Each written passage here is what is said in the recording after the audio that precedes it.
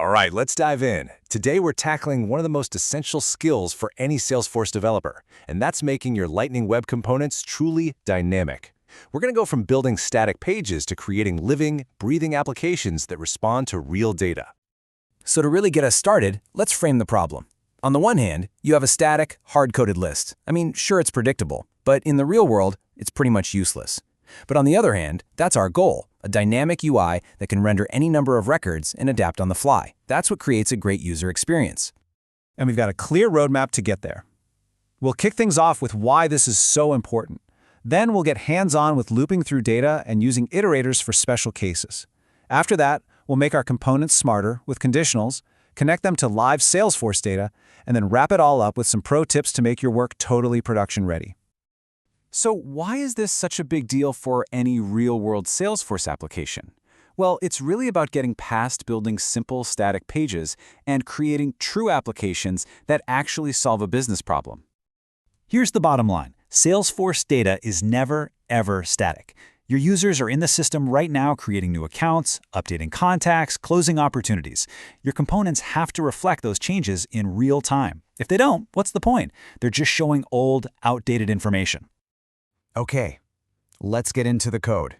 We're going to start with the most common, the workhorse way to handle lists of data, the for each directive. And just to keep things super simple at first, we'll start with a basic hard-coded array in our JavaScript file.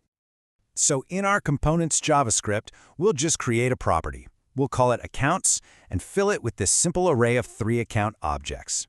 You can see each one has an ID, a name, and an industry. This little bit of data is going to be our foundation for the next few examples. You know, this for each directive is really the fundamental building block for showing lists in LWC. You basically hand it an array, and it tells the component, okay, got it. For every single item you find in this list, I'm going to stamp out this piece of HTML. It's like an assembly line for your UI. And here's what that looks like. The for each points to our accounts array and loops over it. Now, this is crucial. We have to provide a unique key for each item, like the account ID. This is mandatory. It's how the framework efficiently keeps track of each element, so if something changes, it knows exactly which item to update without re-rendering the entire list. And just like that, there's the result. Our simple JavaScript array is now a dynamic list rendered right on the screen. Each account's name and industry is displayed exactly how we defined it in the template. It's simple, it's clean, and it's incredibly powerful. Okay, so for each is awesome for basic lists, but what if you need more control? For instance, what if you want to add a special border only to the first item, or maybe a summary row after the last one? Well, for each just can't do that. And that's our cue to bring in a more specialized tool, the iterator. Think of it as for each's more powerful cousin. It's built for those times when you need that extra level of control, letting you know if you're dealing with the very first or the very last item in a list. The iterator gives us these awesome properties to check if an item is the first or last one. This lets us do things like apply unique styling or add extra elements, like a special header just for that first item or a footer for the last one. It gives us way more control over the final output.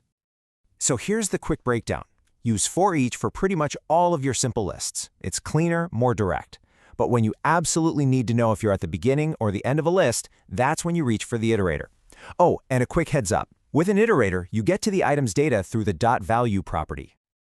Okay, so we can render a list perfectly now, but we really need to think about the whole user experience. What happens when our data source comes back with nothing? We can't just show a blank space. That's just bad design. And this is such a critical question. An empty list is just confusing for a user. Did the data fail to load? Are there really no records? Handling this stuff gracefully is really the difference between a quick demo and a professional-grade application. And the tool for this job is conditional rendering. By using if true and if false, we can show or hide entire sections of our HTML based on the state of our data. This is how we make our components truly smart and responsive. It's like giving our UI a brain. So let's look at the happy path first. The logic is simple. If we successfully get data back, a check passes, and our list gets rendered. We do this by wrapping our whole list in a template tag that only displays it when data is actually there. And here are the other 2 critical scenarios. We can handle the error state by showing a clear error message, or we can handle the empty state by showing a friendly message like, "No records found." This way, no matter what happens, we give clear feedback to the user. They're never left guessing. Okay, it's time to put all the pieces together. We're going to connect our component to a live Apex method that pulls accounts straight from the Salesforce database, and then we'll use our conditional logic to display the results perfectly. It's really just a simple 4-step process. First, import the Apex method into your JavaScript. Second, use the @wire decorator to call it and get the result. Third, bind that result property into your HTML. And finally, wrap your logic in those if-true conditionals to handle both the data and any potential errors. Now that you have the core skills down, let's just quickly cover a few best practices. Following these rules will make sure your code is robust, performant, and, easy for other developers to understand and maintain. First, and I can't say this enough, always use a unique key attribute in your loops. Your component's performance really depends on it.